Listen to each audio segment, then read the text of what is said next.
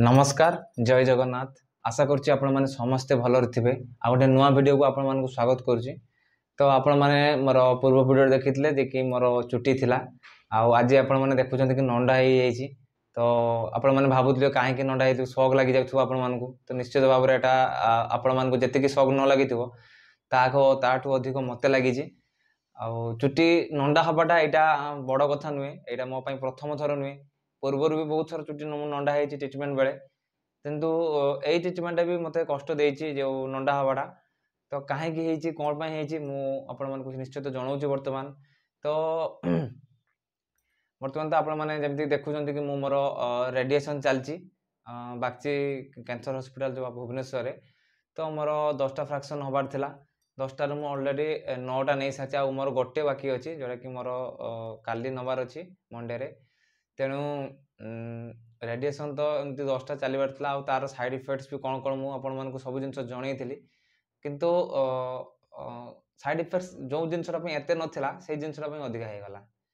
Means more side effect जहाँ जहाँ थी थकापण जो थकाटा बेसी लगे कहुई कहीं रेडिएशन पड़े बहुत जो थका लगे मत कि थकाटा एत जोर लगी नहीं बर्तमान सुधा लगे 30-40% देते चांस डॉक्टर कि थका लगी पारे तुमको अधिक थिला। जो वॉमिटिंग आसवा था ये भी बहुत कम परसेंट चांस था बाकी लगी अल्प अल्प कि मुझे मेडिसिन खाई ठीक भी हो जाती।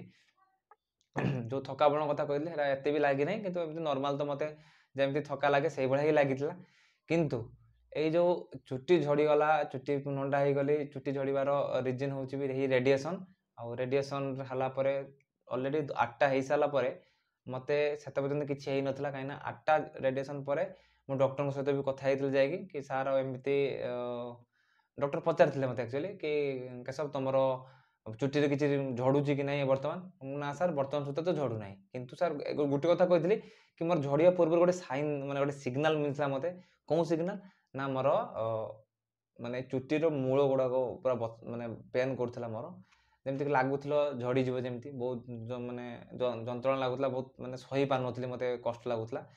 तो डॉक्टर से कथा कहली डॉक्टर कहले कि मुझे डॉक्टर मुझे टाणिकी देखुची किंतु माने उपड़ू ना कि डॉक्टर कहले कि टाणिया दरकार नहीं आराम से नॉर्मल रखी था तार ठीक नेक्स्ट दिन माने सैटरडे दिन मुझे जाइली। तो सैटरडे दिन कौन है ना मत सकाल जो उठली मो मुंडटा टे बिंधिला बिंधिला मीनस जो युवा सब कुंडे है मत दीपट सैड्र यपट सैड्र अधिक टे है। तो चुट्टी जो मुझे देखी मुंड कुंडेला मोर एमती चुट्टी झड़िया स्टार्ट है। मुझे भाविली चुट्टी झड़िया स्टार्ट हो प्रबल झड़ला। तो नंडा हाँवाई गोटे समय दरकार मुझे रेडिएशन करी आसली से सैटरडे दिन आउ रेडिएशन पर मोर मुझे नंडा हो पड़ी देखो मोर केमती अवस्था हो जाए। तेणु कौन करवा दुख लगुच नंडा हो पुणी थे चुट्टी उठापी या टाइम लगे पुणी 4 मास कम्प्लीटली हाँपाई। आउ जो डॉक्टर कहते कि जो परिमाण गोटे चुट्टीर डेनसीटी मत थिला से डेनसीटा बहुत कमिज धीरे धीरे अल्प अल्प रिकवरी करने टाइम लगे से जिनसा। तेणु समयटा बड़ कथा ना ये सब नंडा हवा ये सब जिन बहुत कष्टदायक आपण मैंने समस्त जानते कि नंडा हेले केमी देखा जाए नंडा हेले तार माने कष्टा कौन केवल नंडा फास्ट टाइम नुहे मुझे ट्रांसप्लांट टाइम रे भी नंडा हो पूरा चुट्टी पलैला कम्प्लीटली बहुत ईयर बहुत कष्ट से लगी से टाइम तापर पुणी थे रोग रिटर्न कलापर पुणी थे नंडा होते से चुट्टी उठापी मिनिमम 7-8 मास वर्षे पर मुझे कम्प्लीट चुट्टी पाई कहीं गोटे चुट्टी कम्प्लीट हाँपाई 4 मास लगे जेहेतु केमो पीरियड था विथ ट्रांसप्लांट पूरा मूलर चुट्टी पलैला से चुट्टी पूरा धीरे धीरे उठापी लगी गोटे वर्ष। तेणु हठात केमी होगला से जिनसा मुझे सॉफ्ट बहुत माने ये लगुच किंतु देखा जाओ बस रेडिएशन आ गोटे बाकी अच्छी सोमवार दिन सर जदि मो तापर घर को पलि जबार भी अच्छी तापर मत पुणी हैदराबाद भी जबार अच्छी चेकअप। तेणु ये मेडिकल प्रोसेस रे मु दौड़ी दौड़ी मत बहुत माने कष्ट लगे ता सहित आमर मो देह भी बर्तमान टी भल ना कहीं जो ट्रावेल करुच्ची टी खाଇବା पीवा गड़बड़ होपर गाधे जो पलि जाऊँ मत ठंडा लगे मत तंटीटा बिंधुची आगे मुंडटा टी भी बिंधुची हल्का हल्का। तेणु मेडिसिन भी खाई ता सहित एक्चुअली कौन होना प्रोब्लेम्स या हूँ कि मुझे आसिक बाहर ट्रिटमेंट करुच्ची तेणु घर माने पाखापाखि 17-18 दिन है मुझे पलि आसी। तेणु घरे जो खाइबाटा मत मिलूला जहाँ मोर रेगुलर डाएट था ବର୍ତ୍ତମାନ ସେଇ ଡାଏଟ୍ ମୁଁ ଫଲୋ କରିପାରୁନାହିଁ, କାହିଁକିନା ମୁଁ ବାହାରେ ରହୁଛି, ନିଜେ ରୋଷେଇ କରିକି ଖାଉଛି, ନିଜକୁ ରୋଷେଇ କରିକି ଯିବା, ମେଡ଼ିକାଲରେ ପୁଣି ଟ୍ରିଟମେଣ୍ଟ କରିକି ଆସିବା, ତେଣୁ ସେଇଟା କେତେ କଷ୍ଟ ନିଜକୁ ଆପଣମାନେ ମାନେ ବୁଝିପାରୁଥିବେ ମୋ କଥାରୁ, କାହିଁକିନା ମୁଁ ଗୋଟେ ପେସେଣ୍ଟ, ତେଣୁ ମୋତେ ଟିକେ ରେଷ୍ଟ ବି ଦରକାର। ତେଣୁ ମୁଁ ନିଜେ ଯଦି ରୋଷେଇ କରିକି ଖାଇବି, ତା ସହିତ ଏତେ ବାଟ ଟ୍ରାଭେଲ୍ 25 କିଲୋମିଟର ଯାଇକି ଯଦି ଟ୍ରାଭେଲ୍ କରିକି ଆସିବି, ତାହେଲେ ସେଇଟା କେମିତି ଲାଗିବ? ନିଶ୍ଚିତ ଭାବରେ କଷ୍ଟ ଲାଗିବ। ତେଣୁ ଏଇଭଳିଆ ମୋର ସଂଘର୍ଷ ଜୀବନ ଚାଲିଛି, କଷ୍ଟ ଲାଗୁଛି। ଆଉ ପୁଣି ଥରେ ମୁଁ କାଲି ଯିବି, କାଲି ଯାଇକି ପୁଣି ମୋର ଯେତିକି ସବୁ କାମ ମେଡ଼ିକାଲରେ ତ ବହୁତ ସାରା କାମ ଥାଏ, କାହିଁକିନା ମେଡ଼ିକାଲ ଚକ୍କରରେ ଯେଉଁମାନେ ପଡ଼ୁଛନ୍ତି ସେମାନେ ଜାଣିଛନ୍ତି ଆକ୍ଚୁଆଲି ମେଡ଼ିକାଲରେ ଟ୍ରିଟମେଣ୍ଟ କରିବା କେତେ କଷ୍ଟ, ଆଉ ସେଠୁ ଆଡ଼ମିଟ୍ ହେବା, ଡିସଚାର୍ଜ ହେବା, ଏଇସବୁ ଜିନିଷ ମୋର ଅଛି। ତେଣୁ କାଲିକି ମୁଁ ମୋର ଯେଉଁ କାର୍ଡ଼ରେ ବି ଟ୍ରିଟମେଣ୍ଟ କରୁଥିଲି, ଆଉ ଯେଉଁ BSKY କାର୍ଡ଼ଟା ଯେଉଁଟା ବର୍ତ୍ତମାନ ହେଇଛି ଆମର ଆୟୁଷ୍ମାନ ଭାରତ କାର୍ଡ଼ ହେଇଯାଇଛି। ତେଣୁ ସେଇ କାର୍ଡ଼ରେ ଯେଉଁ ଟ୍ରିଟମେଣ୍ଟ କରୁଥିଲି, ସେ କାର୍ଡ଼କୁ ପୁଣି ମାନେ যেটা ଆପ୍ରୁଭ୍ ହେଇଥିଲା ତାକୁ ପୁଣି ବନ୍ଦ କରିବା ପାଇଁ ପଡ଼ିବ କାର୍ଡ଼କୁ। ତେଣୁ କାଲି ବହୁତ କାମ ଅଛି, ତେଣୁ ମୋତେ କାଲି ମର୍ଣ୍ଣିଂରେ ଯିବା ପାଇଁ ପଡ଼ିବ ରେଡ଼ିଏସନ୍ ପାଇଁ। ତେଣୁ ମୋତେ ଫାଷ୍ଟ ରେଡ଼ିଏସନ୍ କରିଦେବେ, ରେଡ଼ିଏସନ୍ କଲା ପରେ ମୋତେ ସେହିସବୁ କାମ ବୁଝିବା ପାଇଁ ପଡ଼ିବ ନିଜକୁ। ସେହିସବୁ କାମକୁ କରିସାରିଲା ପରେ ପୁଣି ଥରେ ଆମର ସେଠୁ ପୁଣି ଟ୍ରାଭେଲ୍ କରିକି ଆସିବି, ପୁଣି ଘରକୁ ଯିବାର ଅଛି। ତେଣୁ କ'ଣ ଆଉ କହିବି, ଆପଣମାନେ ତ ନିଶ୍ଚୟ ବୁଝିପାରୁଥିବେ।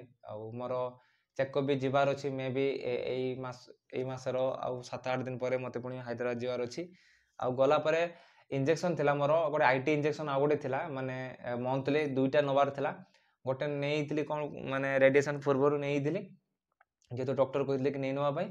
ଆଉ ନେକ୍ସଟଟା ଯେଉଁ 15 ଦିନ ପରେ ନେଇଥାନ୍ତି, ଯେହେତୁ ରେଡ଼ିଏସନ୍ ମୋର ଟିକେ 15 ଦିନ ଆଡ଼କୁ ହେଇଗଲା, କାହିଁକିନା ମଝିରେ 2 ଦିନ 3 ଦିନ ଛୁଟି ପଡ଼ିଗଲା। ତ ସେଇଥିପାଇଁ କ'ଣ ହେଇଛି ନା, ଆମର ରେଡ଼ିଏସନ୍ ମୋର କାଲି 5 ତାରିଖ ସରୁଛି, 5 ତାରିଖ 7-5-12 ତାରିଖ ହେଉଛି ମୋର ପଡ଼ୁଛି ଆଉ ଗୋଟେ IT ଇଞ୍ଜେକ୍ସନ୍, ଗୋଟେ ସପ୍ତାହ ପରେ। କାହିଁକିନା ଡକ୍ଟର କହୁଥିଲେ ରେଡ଼ିଏସନ୍ ପରେ ସାଙ୍ଗେ ସାଙ୍ଗେ ଆମେ IT ଇଞ୍ଜେକ୍ସନ୍ ଆଉ ଗୋଟେ ଦେଇପାରିବୁନି।